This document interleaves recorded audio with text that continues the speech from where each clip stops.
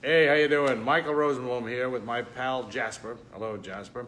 I want to talk to you today about a piece that I read in the New York Times yesterday. The headline is a print paper.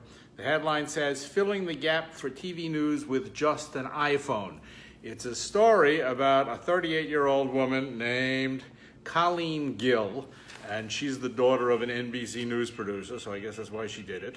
And of course, they have this red tide thing, or green tide, or whatever it is in Florida, and she felt like the networks weren't covering the impact of the tide, so she took her iPhone and started to shoot video about all the red tide and dead dolphins and stuff like that, which I think is great.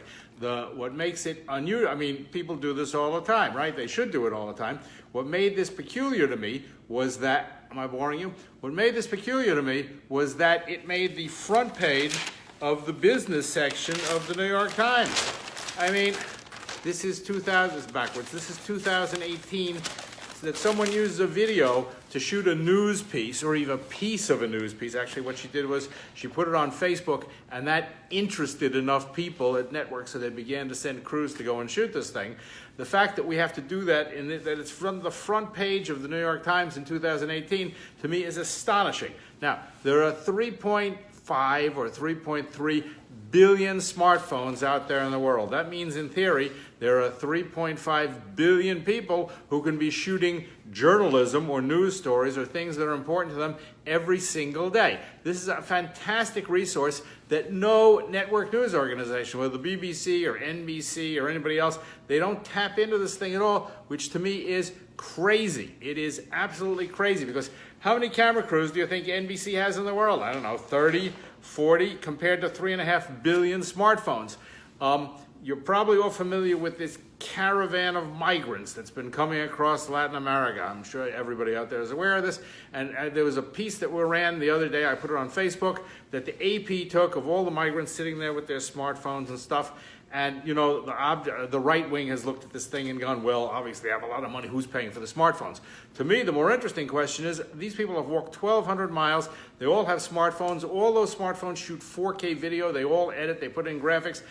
This is probably the most traumatic event in these people's lives. My guess is that the vast majority of these people are shooting, some of them at least, are shooting video of the actual thing that's actually happening to them by the people it's actually happening to.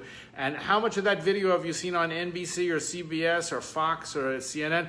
The answer would be none. And why is that? Why is this thing not being tapped into? Last year or the year before, 1 million Syrian refugees walked across Europe. It took them almost a year. They ended up in Germany and other European countries. They all had smartphones. They all had cell phones. They were all shooting every day. That's millions of hours of real-life video of stuff that's actually happening to them. How much of that stuff ever got on the air? The answer would be none. And why is it none? Because networks don't trust video that's done by real people. That is crazy. That's like saying I don't trust stories that are written by real people because they're not certified, they're not employees of Random House or whomever.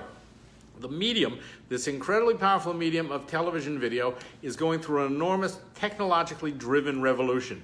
And key to that revolution is these smartphones that shoot 4K all the time. And everybody has one. It wasn't that many years ago, in geological time, when people had to have giant broadcast quality cameras and they cost $100,000. And those are the people who made television or video journalism. Everybody else was relegated to the realm of watching it on TV. But now every single person in the world, more or less, or at least half the human beings on this planet, have the capacity to shoot 4K broadcast quality video, and all they got to do is pick up their phones and point it at something. That is the way that we should be doing television news. That is the way that we should be doing journalism, but not one news organization has tapped into this thing. And the thing has gotten so pathetic that the New York Times, it becomes filling a TV news gap with just an iPhone. A front page story that someone shot a news story with an iPhone, that is crazy. The whole purpose of the media is to give a voice to people who don't normally have a voice. That's why it's the fourth estate.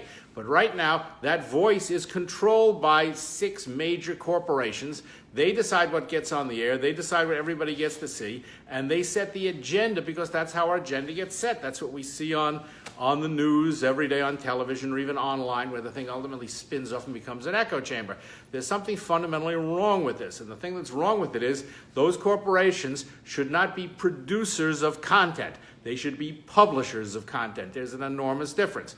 Every novel that gets written, every book that gets written by some guy or some woman sitting at home in front of their kitchen or something, banging out a manuscript. They're not employees of Random House. They don't work for Bertelsmann. They just have this passion to go and write a book or write an article or whatever it is. And the publishing houses, they publish that material. Television or news organizations should get out of the business of producing, they should get out of the business of reporting, and they should get into the business of publishing, because there's an enormous treasure trove of content that they aren't touching. And one day, maybe the fact that some woman shoots dead dolphins with her iPhone will not warrant a front page article in the New York Times. At least that's my opinion.